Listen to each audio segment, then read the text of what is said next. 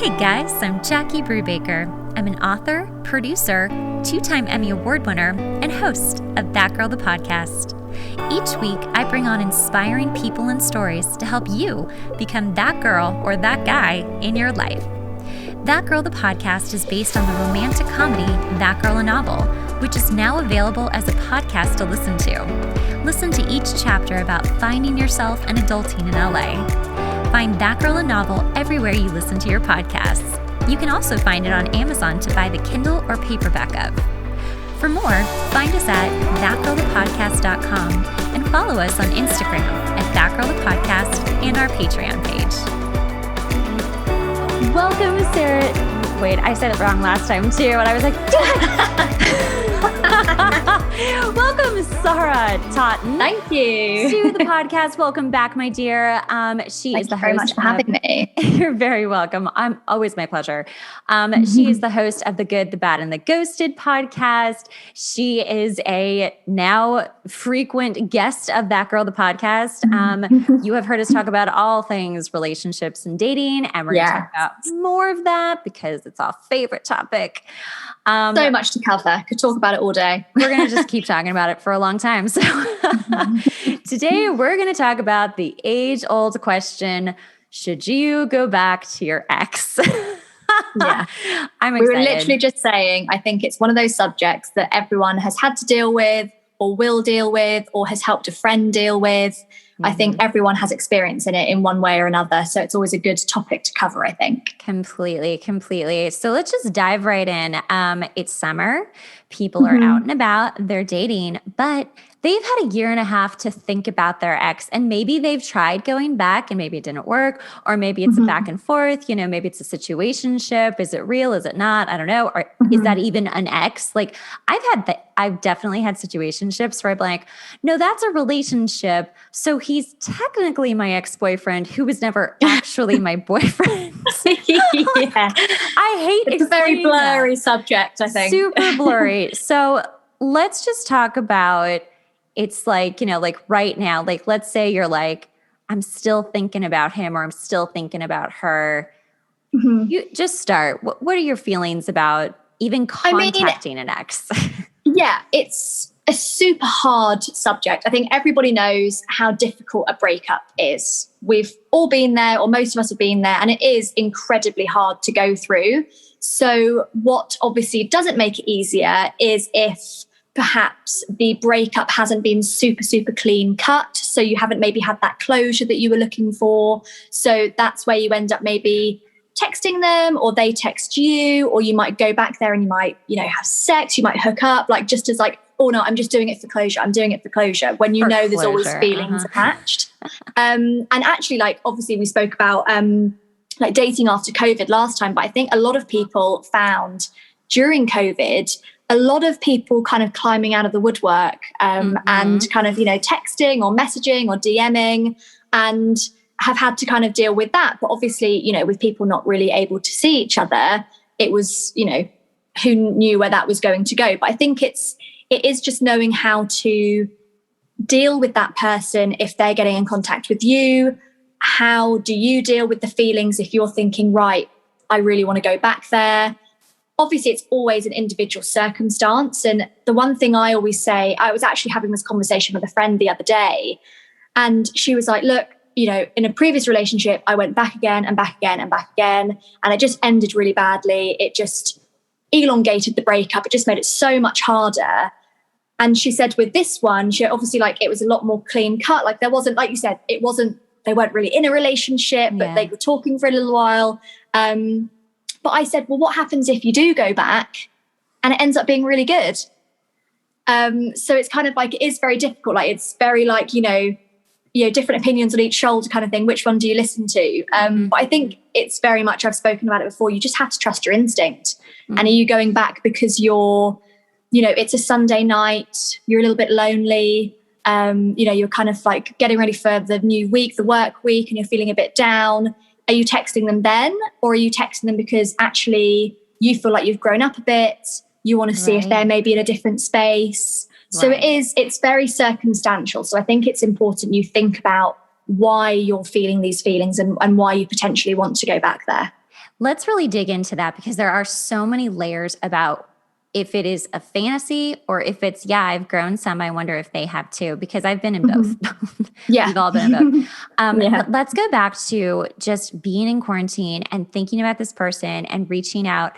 And maybe you have been talking, maybe it's going well and it's via text. Maybe there's a couple phone calls or Zooms or whatever, but it's still in my so maybe I'm just traditional, but like in my eyes, I kind of feel like that's a wonderful way to connect with someone, but it never takes the place of being in person, which to me makes it prime real estate for a fantasy. Like you're creating a fantasy of what this is, 100%. Yeah. the person is, until you're really in real life with them. That's why, it's like if you become long distance after you've been together, totally fine. Like if you had a relationship somehow before and then it's long distance, like, okay, cool. But like if you've never met, and I don't know how much that's happening these days. I'm sure it is. But, there is this fantasy that I feel like a lot of women especially are just like, well, but men too. We're all guilty of it, right? We're all human. Of just creating and totally all of this potential you put on the person. And then it really comes down to, I just spoke about this in another podcast. It comes down to actions, because words are important. Exactly. But actions are important too. And when you put them together, that creates a relationship right there of whatever it's going to be, a friendship, a romantic relationship, but it has to come together. It can't just be all action, no words, or all words, no action. Totally. I think as well, like what we're all guilty of doing is, when you break up with somebody and it's been, I don't know, a couple of weeks, a couple of months later, and you're just kind of like pondering, like, I wonder what they're doing. I wonder how they are. Generally, when you're thinking about going back there, you only think about the good parts of your relationship. So in your head, you're just like, it was so perfect. Like we got on so well. Like our lives were just so perfect together. But then I myself have, in like my last relationship, had to really, when I found myself like going down that road, had to force myself to think, actually, no, he fucked up at this. We were horrible at this. We argued all the time. And you almost have to, as much as I'm not an advocate for doing so, but you have to focus on those negative points, because those are what drove you to break up in the first place. So it is very easy, like you said, to fantasize about, this perfect life that you had. But realistically, you broke up for a reason, and you need to just focus on that before you make any decisions going forward. Absolutely. I cannot agree with that more. Okay, so let's say that you guys have seen each other, you've gone on a date. It feels great, just like you said, because, when you first reconnect, you're thinking, oh my gosh, this is so great. I remember why I liked them so much. We have such a great, connection. I remember reading this little book in like Anthropology or Urban Outfitters like years ago. And it was like this perfect little like cartoon book about like getting back together with an ex. And like, it was so cute. And then it was so sad at the end. I'm like, I need this in my bookshelf. I don't think I bought it. If I had, I would still have it. It's hilarious. But it was so accurate of like, oh my gosh, it's so great. It's the honeymoon phase all over again. And a lot of people may be aware of this, may not be aware of this, but they really just want the honeymoon phase over and over and over again. Yeah, absolutely. They don't actually want a real relationship. They just want something that you need to work on. Right. They want the infatuation. So that's very important to realize, especially when going back to an ex. How long did it last? Was it just a honeymoon phase kind of a relationship, like a good 3 months of like, ooh, this is great, or 6 months even? And then it just, it fizzled out. Right. You've got to like keep that in mind too. Like, is this substantial? Did we have substantial things happen? No, of course, I'm sure anybody could be like, well, of course we did. We had substantial things happen between us. We were very serious. But, substantial things in my head are like, did you spend holidays together? Did you meet their family? Are you close with their friends? Like, did you know their life outside of your life together? The two of you. Yeah, exactly. Right. Yeah. I think, with the idea of, going back there. So like you just said, like if you've decided to meet up and it's great, and like you said, you realize, why you liked each other so much. I think my main advice for somebody maybe wanting to go back, or like at least contact you at the first kind of phase, is just, you have to be realistic. So you can't go back there and be, and you can't be completely open. Like I've, mentioned when we've spoken before, like I'm not a game player. I'm an open book. I say it how it is, sometimes to a fault. And, if I like you, I'll say it. If I don't, I'll say that as well. But I think when it comes down to when you're going back to an ex, you almost have to be a little bit closed off, because you have to protect yourself. You don't want to go in there with like completely open arms and then you're the one that ends up getting hurt. So I do think there has to be a level of like, you have to be realistic. You have to, level off your expectations and just ensure that you aren't, your heart isn't too open. So it's then potentially going to get broken afterwards. So that's, right. I think, something to think about if you are quite an emotional person, or even if I know sometimes if you're going back to an ex, it's because you're not over them. But there's obviously different phases of a breakup, right? So there's the phases where like you obviously miss the person, and then you go through a phase where like you just miss having somebody, not even that person specifically, you just miss having someone to text or someone to call or someone to go out with, because your life probably feels a lot emptier. So I think it's just realizing those emotions and how you feel and kind of where that person will then fit into it. Or if you're, you don't just want to feel like this emptiness and go back there because you feel like you just need someone in that space. Maybe you need to look inwards and decide actually maybe I need to look at myself first. And I think there's a lot of like sort of self discovery and I think questions that you should probably ask yourself before you even consider opening that door of communication or seeing them again. Absolutely. I mean, that is the first stage of really figuring out if you're ready for a relationship. If you say you are, but then you're not doing the work on yourself, you're not doing the self-discovery, you're not really looking at your ex in a realistic way, you're just going to get hurt again, because there's, like you just said, like you have to go in a little guarded for a reason, because you broke up, things were not good. And, maybe I can totally hear someone saying this, like, oh no, it was all of my fault. Like I was a terrible person, or I wasn't ready and they were so wonderful to me and I screwed it up, right? Like they take all the blame on them. And, maybe some of that is true, but you still broke up with that person. There's a reason why you broke up. And it's so important to remember whether you broke up with them. Got to remember why you broke up with them, or they broke up with you. Got to remember why they broke up with you. Okay. I live smack in a city. I'm like, wow, it's so quiet. It happens. He's just agreeing.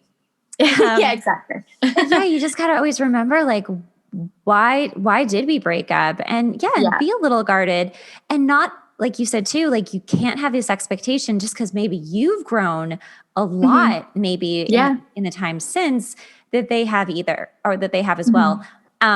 This just reminds me, okay, so I had this situationship for years with this one person, and I really truly thought he was like my husband. I really, even like looking back now, I'm like, I can see why I thought that, but I can also see why that wasn't my husband. And hindsight is a wonderful thing. wonderful thing. But I do remember towards the very, very end, we had these big, long, breaks, and we'd get back together, and, we'd be dating, and it would just be, just fantastic. But I was still not in a place where I could completely see things, although I was seeing more, thank God. But I just remember at the end, like, he bought this beautiful house and invited me over, and I was like, oh my gosh, this is going to be our house. Like, this is the tub that I'm going to have our first child in. Like, I was that girl who really, but I really believed it. It wasn't like crazy. It was like, this has been going on for years. He's finally ready. This is what's happening. Right. Like, he's finally ready. So let's talk about that. Let's talk about when we think that they are ready and they are still not quite committing to you, or kind of, just back and forth. Because I have thoughts on that, but I'd like to hear your thoughts on that. You know what? It's really, really hard, because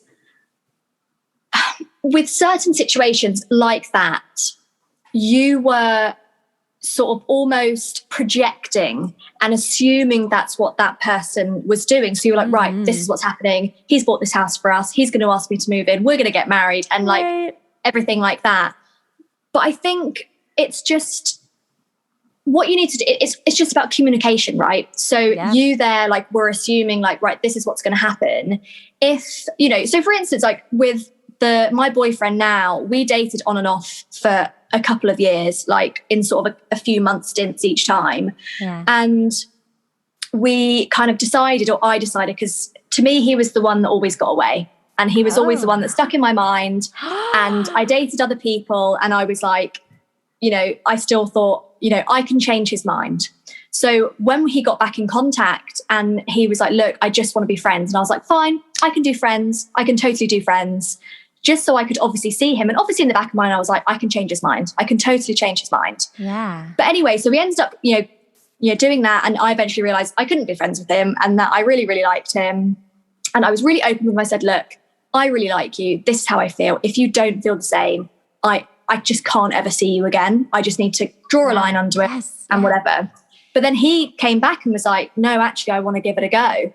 And, you know, I asked him, like, well, what changed? Like, what's happened? Because, like, I haven't changed as a person, I don't think. Like, our relationship was kind of the same. Like, it hadn't differed in any way. Right. And he was basically, which is a typical guy answer, he was like, I just decided I really liked you.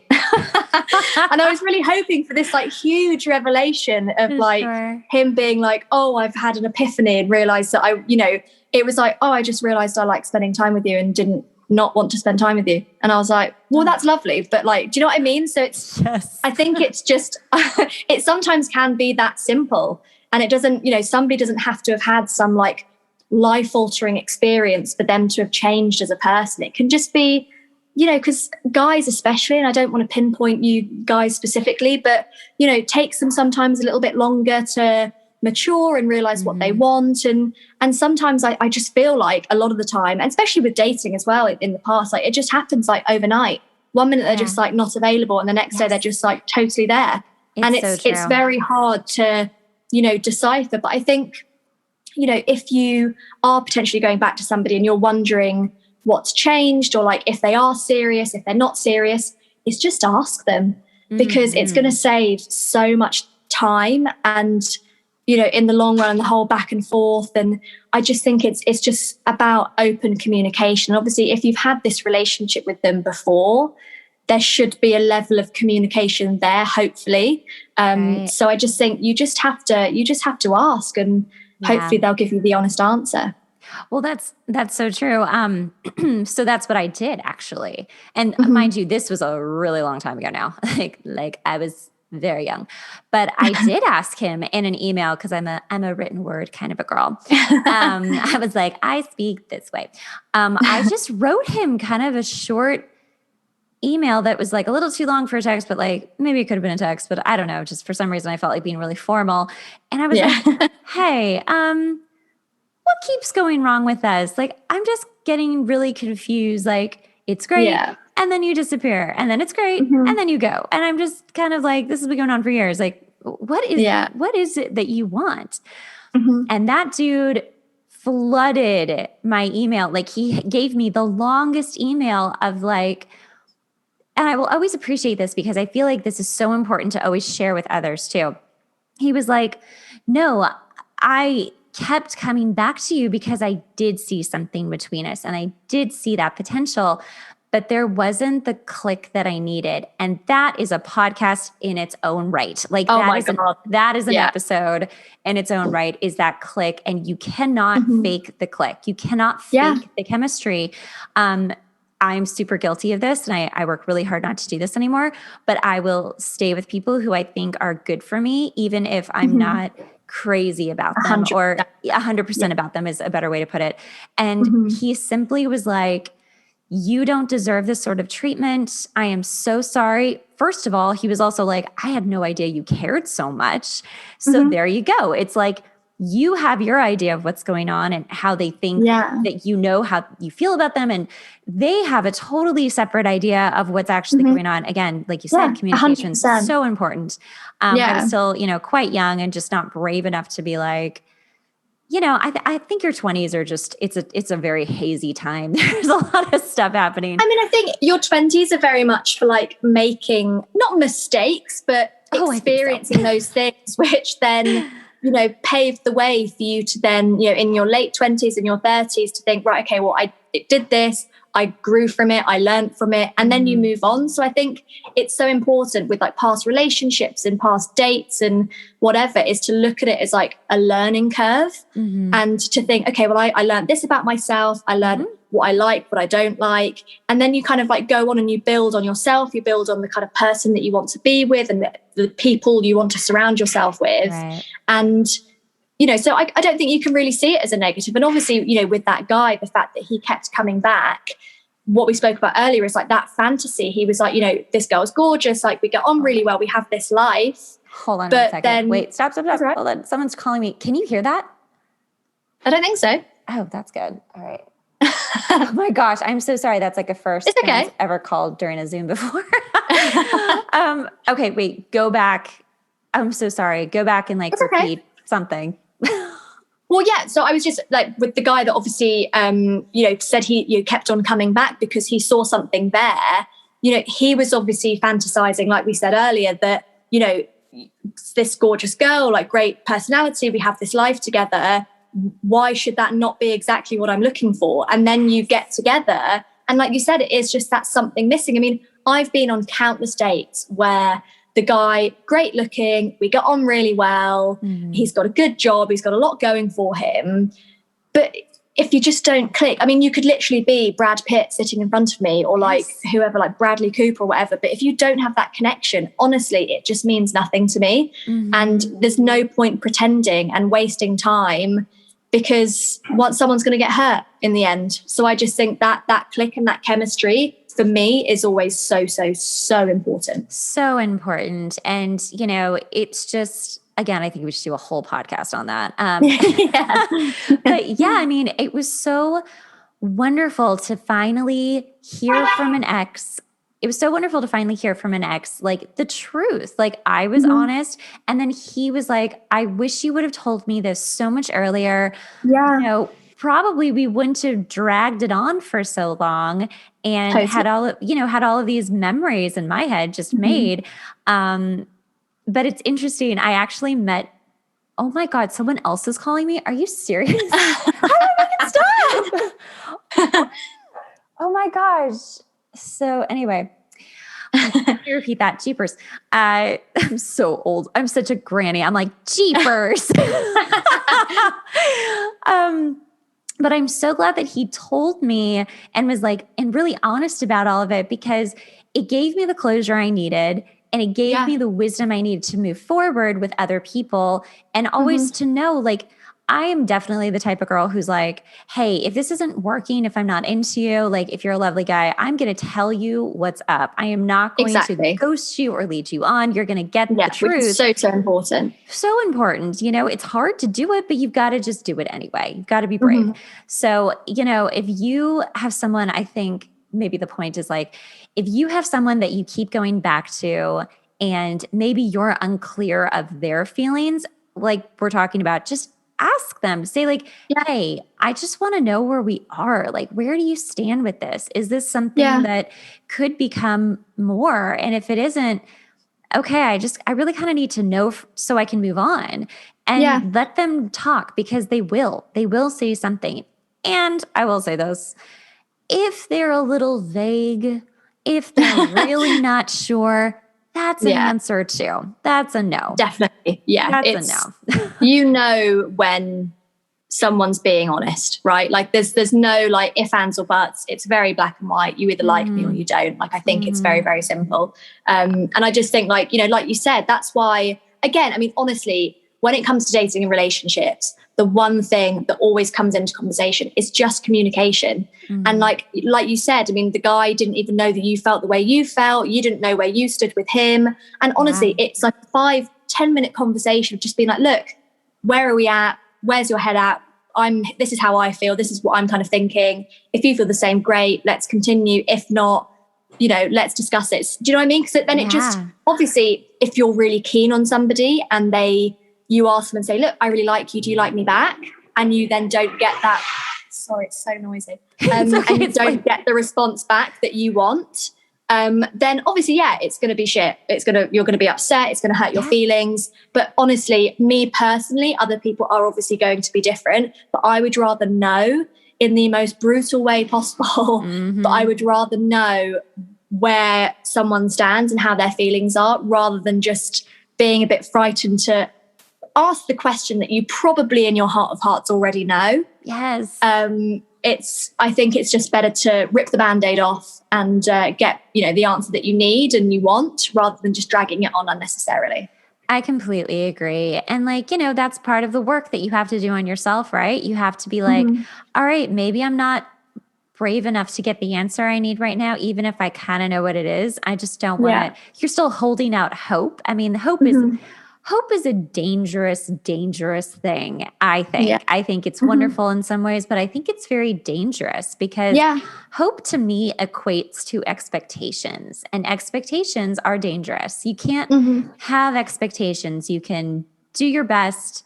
You can hope for the best, but you've got to just be like, whatever's going to be is going to be, whether you are a great person and a catch and the whole thing, and then they don't see it or they don't feel it. You've got to be ready for that. And you've got to kind of let go of the hope of well, maybe we will get back together, or maybe he is different, or maybe he has grown. You've just got to be but maybe he hasn't, Yeah, exactly. I think that's probably the one bit of advice I could give, is just to, if you are going to go back there and you have made the decision to contact an ex, or, they've contacted you and you're deciding whether or not to see them, is just go in with realistic expectations to just ensure that you're just protecting yourself until you kind of, find where you're at with the whole situation. Absolutely. Well, I think we did a very good service today. And I think if you're listening, I hope that you got something out of that.